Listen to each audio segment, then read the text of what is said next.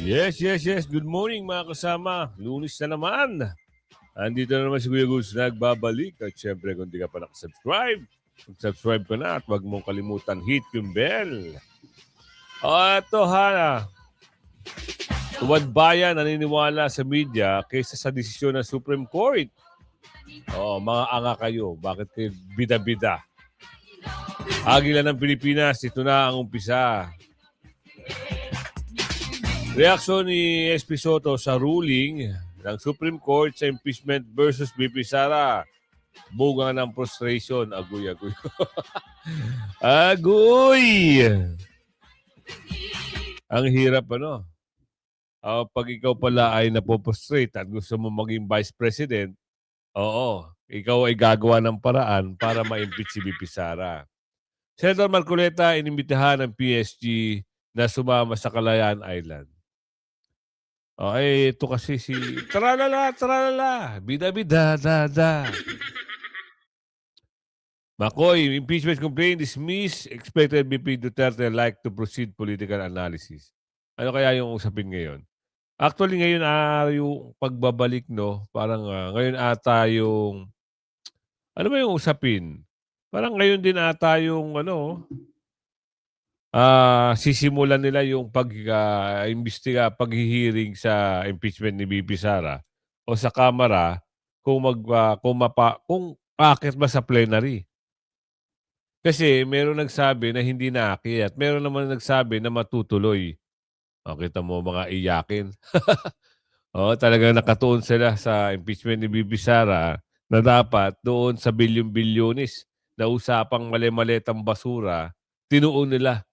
Pero wala Ano nangyari? Ngayon, 78 dagdag na ebidensya, kampo ni Perdo humiling ng mas malawak na list of evidence. 78 na naman sila. Puro naman sila mga yung mga mapapangit na mga kapal na muka at nanguso ay baliko. Yung attorney, yan ang mahilig doon sa impeachment, sa ICC, kay Tatay Digong. Sila yun, mga aktivista yan, mga dorobo rin yan. Kaya wag ho kayo maniniwala pag mga kampo ng mga akbayan, tuwad bayan, balak bayan, puro bayan-bayan, bulok bayan yan, mga bulok bayan, bulok ng bayan. Mga yan, walang igagawing maganda yan, kundi manggulo ng manggulo. Yan ang mga target nila paguluhin ang bansa. Kasi sila yung mga, munis-munis. Ano ito? Demokrasya support. Umuusad na ho. Ito may papakita ko sa inyo. Umuusad na ho yung mga gusto nila. Gusto nila na parang tandem ata ito ni Koki tsaka ni Teleni. Mapapahama ka lang, Teleni. Kita nyo yan meron ng imahe. Kulay pink. Tumindig daw, Diyos ko po. Ito sasabihin ko sa inyo. Ito nga si Ate Lenny, tinalo ito. Ay, hindi pala tinalo. Natalo pala nito si Bongit. Ate Lenny, wag na. Mahirap. Baka mamaya maranas mo yung ginawa kay Tatay Digong, hindi mo kayanin. Problema pa. Alam mo naman ang politika, magulo. Diba? Gagawin ka ng paraan. Ito lang sinishare ko lang. Pangit, diba? Tandem mo yung isang wow, dagat. Ano sabi rito? Basahin natin. Wala naman. Buong suporta ko si Ate Lenny kung sakaling tumakbo siya bilang Pangulo sa 2020. Dahil napatuwa niya ang tunay na pamumuno ng tapat ng malasakit. Pasalamat ka kay Tatay Digong, Lenny. Dahil kung hindi kay Tatay Digong, hindi ka, na-impeach ka sana. Diba? Na-impeach sana ito si Lenny. Buti lang si Tatay Digong magaling, at maraming natatakot. Kaya simulan na natin ang usapin dito. Ano yung kwento ng Akbayan? Mariing kinwestiyon ni VP Sara ang kredibilidad ng Akbayan matapos nitong i-endorso ang impeachment complaint laban sa kanya, na aniya ay malinaw na may bahid ng politikal na interes. Sa kanyang opisyal na pahayag noong February 7, 2026, Tahasa niyang sinabi na walang kredibilidad ang akbayan upang mag-endorse o magsumite ng impeachment complaint, at ilang ulit na umanong hayagang ipinahayag ng kanilang pinuno ang intensyong tumakbo sa pagkapangulo, na para sa kanya ay malinaw na indikasyon ng pampulitikang motibo sa likod ng mga hakbang ng grupo. Ayon kay VP Sara, ang reklamong inendorso ng akbayan ay walang kalakip na ebidensya at bahagi umano ng matagal ng kampanya laban sa kanya. Giit niya, ang impeachment complaint ay isang papel na walang kalakip na kahit anong ebidensya na magpapatunay sa mga paratang. Dagdag pa niya, nagsimula umano ang serye ng mga hakbang laban sa kanya matapos siyang umalis sa gabinete, at ang impeachment laban sa kanya ang naging sagot ng kanyang mga kritiko sa naturang pag-alis. Binanggit din niya ang investigasyon noong 19th Congress na aniya ay ginamit lamang hindi upang lumikha ng batas kundi upang magsagawa ng isang malinaw na fishing expedition. Tama. Ayon pa sa Vice-Presidente, kahit paulit-ulit na ibinabandera ang isyu ng Mary Grace Piatos, wala umanong napatunayang kahit isang direktang paglabag sa paggamit ng confidential funds. Sinagot na rin ng COA yan. Sila paulit-ulit yan, paulit-ulit. Kada may issue impeachment, ibabato nila yung confidential fund na yan. Pero hindi nila inisip yung PhilHealth na skandalo nitong si PhilHealth Queen. 'Di ba? Dapat nga ikaw yung kasuhan dahil inubos mo yung pondo ng PhilHealth At saka hindi mo sinilip itong si Bongit. Oo, na iskandalo, bakit kinuha yung pondo ng PhilHealth at ginamit to sa mga infra at yung infra wala naman palang magandang proyekto. Ginos na. O, ubos ang pera. Ngayon, paano ibabalik? Doon kukunin sa budget ng 2026. Ganun lang kasimple yun. At ikaw naman, magtitigil-tigil ka na sa inaambisyon mo magpresidente dahil walang tangang boboto sa'yo. Oo, mahihirapan ka kumuha ng boto o virus. Mahihirapan ka. Baka mangyari, masolid. Ikaw mapag-iwanan sa kangkungan. Oo, pansinin mo. Doon sa mga post mo, tinatawanan kayo. Punta kayo sa post doon na kay BP Sara, yung mga supporter ni BP Sara. Like, heart, sa inyo puro tawa, tsaka angry. Di ba? Kaya kung kayo, isipin nyo mabuti. Di ba? Nakakaawa kayo, mapapahiya kayo pagdating ng oras. Ganon. Reaksyon ni Soto sa ruling na impeachment versus BP Sara. Ito rin si Soto, maano rin ambisyon nito. Ambisyoso rin to 'Di ba? Kung ikaw ay mag-aambisyon, dapat ayusin mo muna. Kung ikaw lang sana, pinagtanggol mo, nilabas mo si Balulong sa issue ng mga The Big Fish, okay na sana. 'Di ba? Hindi ka pag-iisipan na tuta ka ng mga dorobo. Kaso nga lang, nadiin ka na diyan, nalugmok ka na diyan sa pagkatuta mo. Walang nangyayari sa Blue Ribbon, puro sarsuela na lang May karapatan naman lahat tayo, pati mga senador, magsalita at magpahayag ng kanilang mga saloobin. So nakikita natin dito ay posible nga na ang Senate President ay medyo frustrated doon sa desisyon. So alam natin na baka naman may emotional investment siya doon sa outcome. Ngayon po ay ginugunita ang Constitution Day kasi ngayon pala yung anibersaryo ng pagkakaratipika ng 1987 Constitution. At napag-uusapan yung Constitution nga at Constitution Day, last week po ay nagkaroon po ng pagpapatibay sa una nilang desisyon ang Korte Suprema na unconstitutional yung pag-file or yung proseso ng impeachment laban kay Vice President Sara Duterte.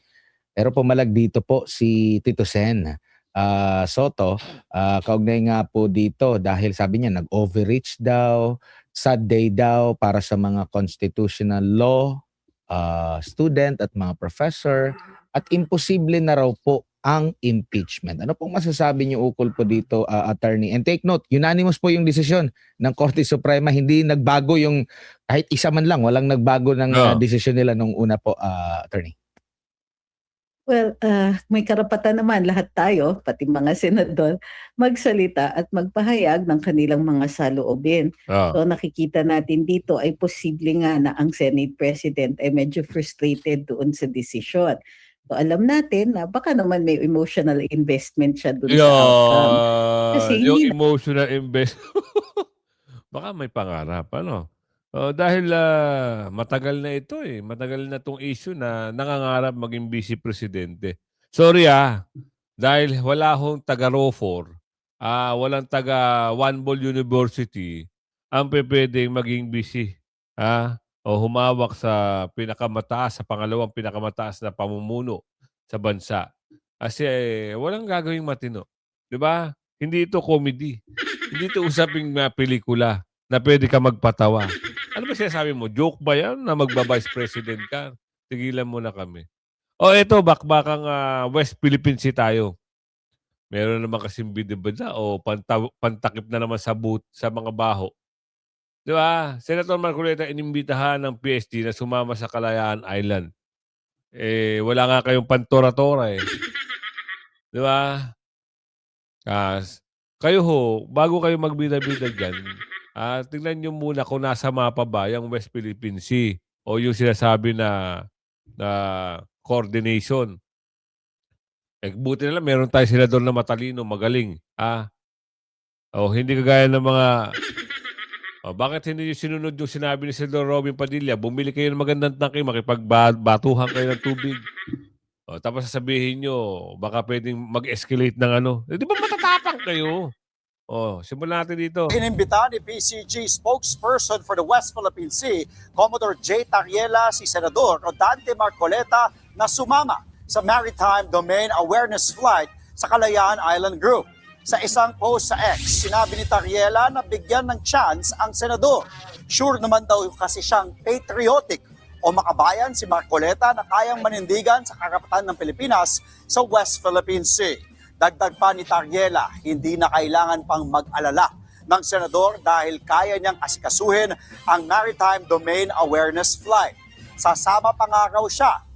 Inimbitahan din ni Tariela ang anak ng senador na si Sagip Party List Representative Paulo Marcoleta na nagsabing iharap ang spokesperson ng Coast Guard at ang mga mayayabang na senador sakaling iyahin ng China ang Pilipinas. Ang pahayag na yan ni Tariela nag-ugat sa kontrobersyal na sinabi ni Marcoleta sa pagdinig ng Commission on Appointments na isuko na umano ang Kalayaan Group of Islands dahil hindi na raw ito sakop ng exclusive economic zone ng Pilipinas. Pero nauna nang nilinaw ng senador na misinterpret lamang ang konteksto ng kanyang sinabi. Malamang, ganun nga. Minsan kasi hindi nagkakaintindihan pagdating sa usapin ng West Philippine Sea. Pero matagal na kasing issue yan, yung West Philippine Sea na yan. Hindi pa presidente si Tatay Digong, may usapin na dyan. Bakit kasi nung panahon lang ni Tatay Digong, inungkat at inuugnay na pro-China, magsitigil kayo. Wala kayong mga kaalam-alam. Nabenta na siguro yan nung panahon pa na mahilig magpunta ng China itong si Liling. Diyos ko po. Alamin nyo muna kung sino nag-traidor sa Pilipinas. Alamin nyo muna kung sino nagbenta. Di umano. Kasi may usap-usapan noon pa. Wala na. Nabenta na. Di umano. The swinger sa Senado. Sino kaya the swinger sa Senado? Marcos impeachment complaint dismiss. Effective VP Duterte like to proceed political analyst. Ano kaya to? Marcos impeachment complaint dismiss. Expected na. VP Duterte's likely proceed. Kita nyo. Mas gusto nilang i-proceed yung kay VP Sara at dinismiss nila yung kay Bongit. Well, una, Danny, ito yung first time. Oy, boss! Kasi Nag-toothbrush ka na ba? Mukhang puro tartar na naman yun. Sige, papakinggan ka namin. kay Sayan, na may Bastos yung pasmado yung mukha mo. Bibig mo pasmado. Hindi, Sayan, pinagsasabi mo dyan. Ang layo ng mukha mo sa mukha ni Bibi Sara. Ang layo ng utak mo sa utak ni Bibi Sara. Lalong-lalo na yung puro tartar mong ngipin. Nakakahiya ka. Sige, tuloy mo. dalawang impeachment na halos magkasabay na pinay presidente at saka sa vice presidente. Medyo Tuloy mo very lang. delicate ito. Nagsalita nga ako a week ago sa isang malaking korporasyon. Magkano? American corporation. Very concerned sila. yung sa usapin ng stability. Kaya nag-hesitate daw yung mga investors na pumasok. Bakit may daw? Hindi nila alam kung ano mangyayari. Bakit daw may daw? Chismis yan ha. Ikaw mahilig ka sa chismis. Oo. Tsaka next time, bago ka haharap sa paayos mo muna yung ngipin mo, ha? Mayroon naman brace para maging diretso. At tsaka yung sa harap mo, na naninilaw, mahilig ka kasi bumira kay BP Sara, ngayon bibirahin kita araw-araw. Sa pangit mong yan, tingnan mo yung utak mo, nabaluktot na. Imbis na maging maayos na ang buhay mo, nanggugulo ka pa ng ibang tao. Bakit? Magkano? Anyway, expected naman Na na mapatay itong impeachment laban sa presidente sa Justice Committee pa lang. Duda ako kung papasayan pag umabot sa plenary. Dahil malaki yung difference sa botohan eh. Indication yun eh kung paano boboto yung mga congressman pagdating sa plenary. Ibang usapin yung kay Vice President Sara. Next week yun. Yan ka na naman. Ibang usapin kay BP Sara. Ano daw yung kay BP Sara? So, malaki yung possibility na pumasa sa Justice Committee yung impeachment laban kay Sara in substance. Sufficiency in substance, not just... Kaya nga galingan nyo, dahil pag hindi nyo na-impeach si BP Sara, alalahanin mo, hindi lang si BP Sara ang Duterte. Andiyan si Pulong, andiyan si Omar, andiyan si Basti, andiyan si Kitty, marami pa. Oo, marami pa. Tsaka, sabihin mo sa amo nyo, galingan nila ang pagpopondo. Di umano, sa mga troll nila. Siraan nila ng siraan para... umangat ng umangat lalo. Gumanda ng ratings ni BP Sara. Ganun lang yun. Mantik na binabanatan na ng binabanatan si BP Sara. Si BP Sara ay lalong umangat ng umangat. Diba? Ngayon, usaping 2028 election, ikaw na nanonood sa akin, isolid mo na 2028. Ikaw ba ay naniniwala na si BP Sara ay magla-landslide na pagka-presidente? Siya ang mananalo. At lalampasuhin ito si Virus, kung sino man makakalaban ni BP Sara. I-type nyo dyan sa comment section. Simulan na natin ang survey para magkaalaman na.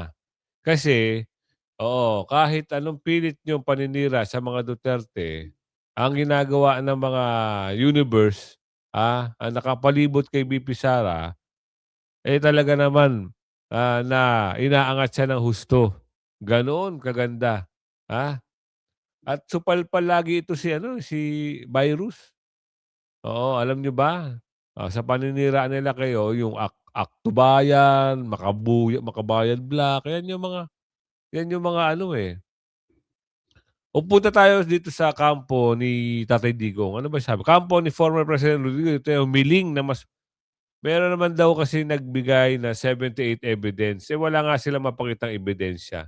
Diba nangihikayat pa nga sila na kung gusto tumustigo daw sa mga kasundaluhan. Pasok. 2 linggo bago ang confirmation of charges hearing ni FPRRD. Humiling ang kanyang kampo na magdagdag ng mga ebidensya. Narito ang Agenda Weekend Report ni Joan Manalo. Ngayong papalapit na ang confirmation of charges ni former President Rodrigo Duterte, humiling ang lead counsel nitong si Attorney Nicholas Kaufman sa International Criminal Court Pre-Trial Chamber 1 na dagdagan ang list of evidence ng defense team para sa kaso ng dating Pangulo. Sa isang request noong February 6, nais ng kampo ni FPRRD na makapagdagdag ng 78 items sa kanilang list of evidence na nauna na nilang isumite noong September 5, 2025.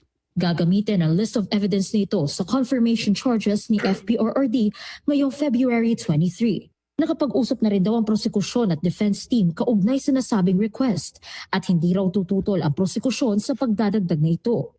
Isinumite ng defense team ni FPRRD ang request matapos ilabas ng prosekusyon ang 1,242 items na ebidensya na para kay Kaufman potentially exculpatory o maaaring gamitin sa paghahanda ng defense.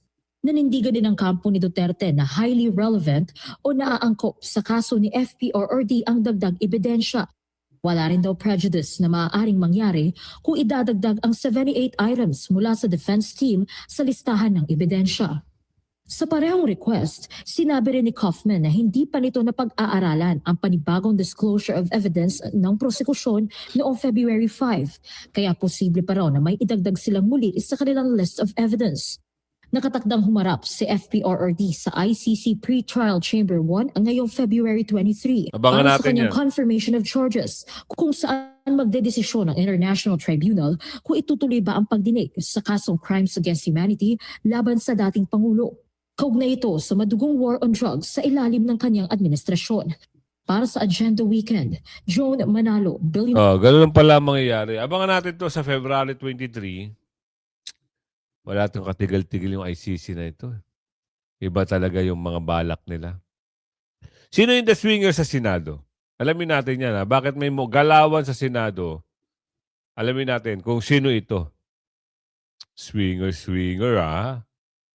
Oo. Saan na yun? Excuse me. Grabe, umatake na naman yung ano natin, yung ilong natin. Talagang mababahing ka na mababahing eh. Ayan na.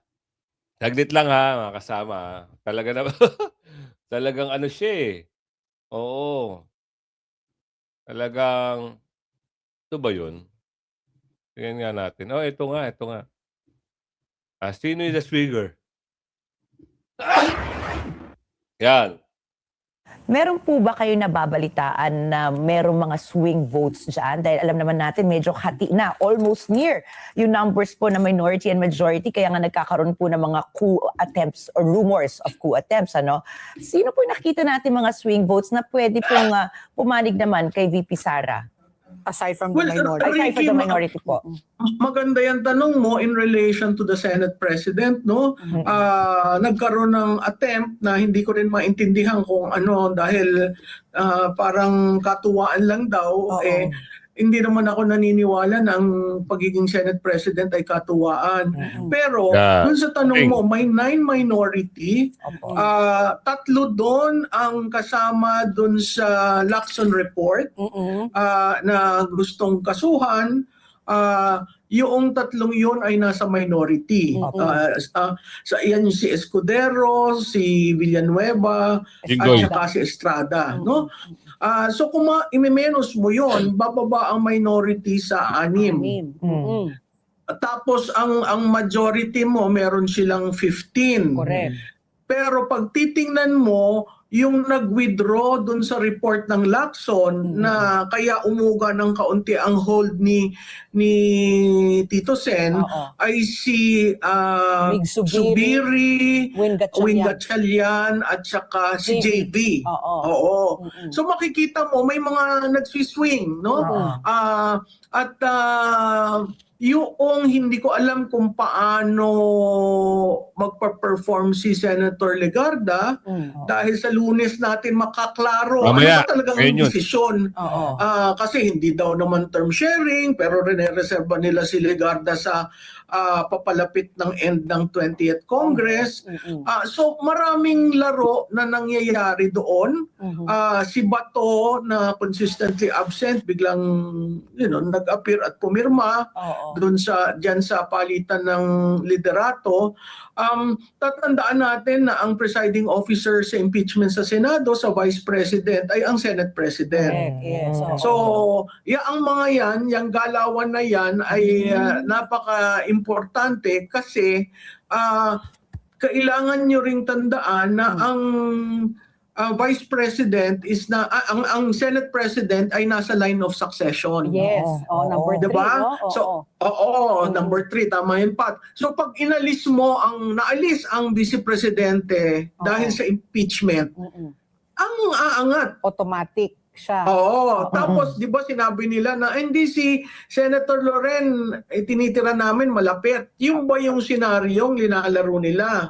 Na kung ma-impeach si Vice President, paangat si Tito Sen at Senate President si Loren. So maraming individuals na titingnan na yung 3 nandun sa report, yung ang mga Senado na to, lalo na itong Senate President na to, malakas ang pangarap, matindi ang pangarap. Ngayon, sinasabi ko na sa iyo, itong yung ina-analyze lang ni Prof. Malu. Pwedeng mangyari 'yan dahil sa pangarap na 'yan. Ugong-ugong, Senate President ang babae, tapos ito aangat magba-vice. Unggoy, di ka man nanalo, ha? Walang impeachment man na mangyayari. Walang matutuloy na impeachment.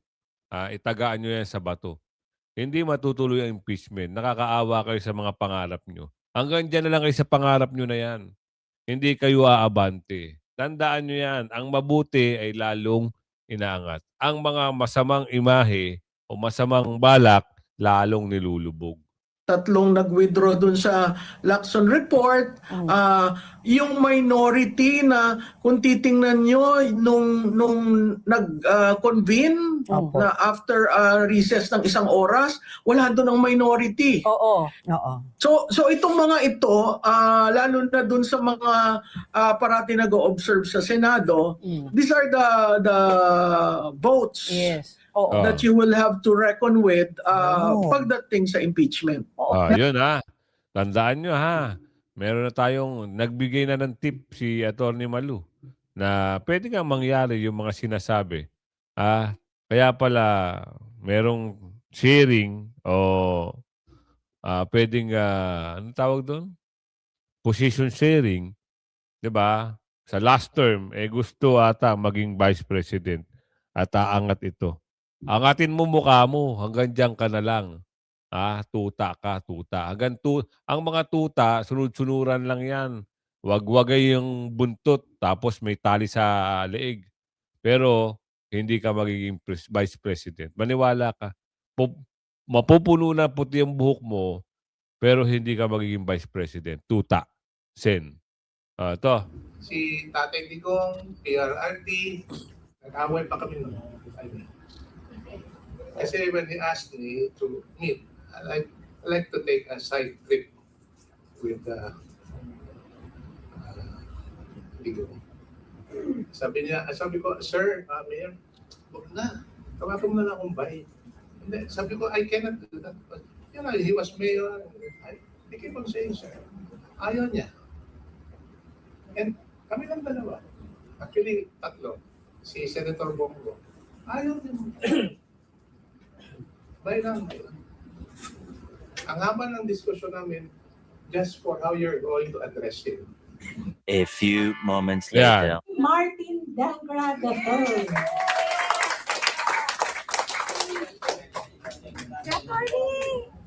Hello, Yan na natin si Tori. Si Tori. Si Cory, napag-uusapan na.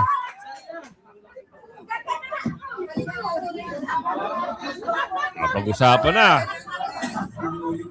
Kasi yan yung kumabig di ba? Cory yung kumabig dito kay Atty. Degra Mukhang hoy, nako. Mamang nagbibisikleta sa EDSA. Yari ka na, mababack to you ka na. Matagal na ba yan? O bata pa? Bata pa. Ang pagkalam ko, bata pa. We're already in our 60s. So, you know that 44 years is still such a young age. Mas okay kayo ito. But for a political party, still such a young age. Especially if such a political party is solidly grounded on principles that advances and protects people's interest. Yan ang PDP. And that's the reason why I'm here, to express my solidarity to the party. And I would like to take a step back insofar as looking at PDP as a political party. I am not a political animal. I am just a political observer on the side, especially during elections. But when I would look at political parties, especially during elections, karamihan ng mga political parties, they come and go. It's very fleeting. Pagkatapos ng election, mawawala na yung partido. Or kung hindi man mawawala, hihina at wala na masyadong ginagawa. Kasi ando na, naluklok na yung mga kandidato na gusto nilang ilagay. And I think that should not be the case.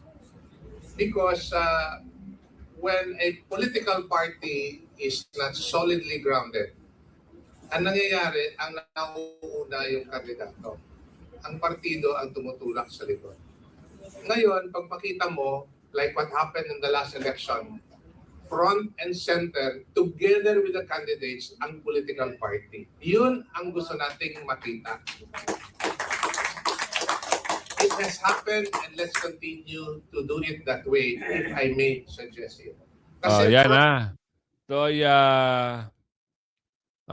si former President Rodrigo Duterte, nag-away daw sila ni Atty. Degra. Pero, siyempre magkaibigan sila. Hindi naman lalaki yung ganong usapin lang. Martin Degra at former President. Ayan yung naikwento lang ni Atty. Degra. So ngayon, sabi ko nga sa inyo, painit na ng painit ang usapin. Lalong-lalo na itong usapin sa impeachment ni VP Sara. Andyan na naman sila. Ang mahilig kasi dyan, bayan-bayan. At saka siyempre yung bongit. Diba? Magkaiba yung dating presidente saka yung panggulo ngayon. Si Tatay Digong, si Lenny, pinagtanggol niya sa mga gusto mag-impeach. Ito naman si Bongit, hayaan daw ang Congress. Sa susunod, hayaan din namin. Hayaan din ng Congress pag ikaw naman ang bibirahin at mababack to you. Kung umabot sa video natin ito, hanggang sa muli, pakilagay share. Bye-bye.